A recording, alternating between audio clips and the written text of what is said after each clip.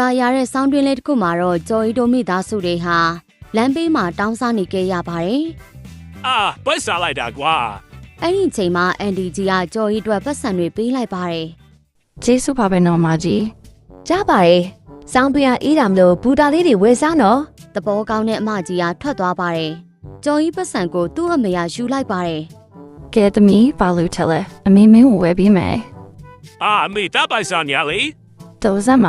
မင်းစားတာဘာလို့ပေးရမှာလဲ။အမေရဲ့တားနေညီမလေးကပါကွာနေလို့လေ။ဒီလိုနဲ့သူ့ညီမနဲ့အမေကထွက်သွားပါတယ်။ပြီးတော့အရသာရှိတဲ့ပေါင်မုံတွေကိုဝယ်စားလိုက်ကြပါတယ်။တစ်ပတ်မှာတော့ကျော်ရီတယောက်ဘိုက်ဆာဆာနဲ့နှင်းနှွေကျနေတဲ့ကွင်းပြင်ကြီးမှာထိုင်နေခဲ့ပါတယ်။တစ်ပတ်မှာတော့သားမင်းယောက်ကဝတ်စားဆိုင်ကြီးမှာရောက်နေပါတယ်။ဆိုင်ရှင်ကအဝတ်အတွက်100ကျပါတယ်လို့ပြောပါတယ်။သူ့အမေကပတ်စံမရှိတော့တာကိုသိသွားခဲ့ပါတယ်။ဒီလိုနဲ့ပဲသူတို့တွေဟာကျော်ရီစီကိုပြန်လာခဲ့ကြတယ်။ဟေ့မင်းကိုဒီပတ်စံမပေးရသေးဘူးလား။မရသေးပါဘူး။မရင်ပြင်းနေကွာ။ကျော်ရီလည်းရှယ်ရီအပြင်းခံလိုက်ရပါတယ်။နာသေးပြီနောက်မှအကျန်းရှိတယ်။ဒီလိုနဲ့သူတို့ကကျော်ရီကိုဆိုင်စီခေါ်လာပြီးတခိုးလောက်ဖို့ပြောလိုက်ပါတယ်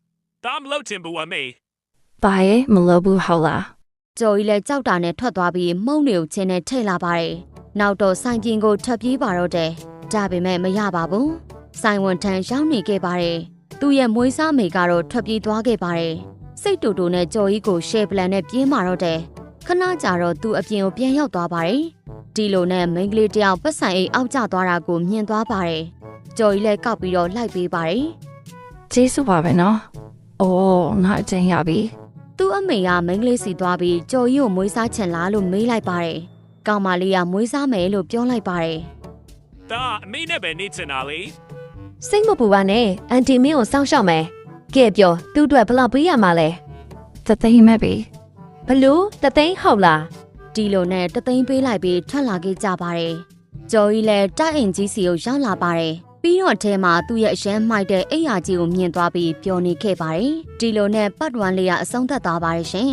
။ပတ်2မှာရောပါရီဆက်ဖြစ်မလဲလို့သိချင်တော့ပတ်2လို့ရေးခဲ့ပေးပါနော်။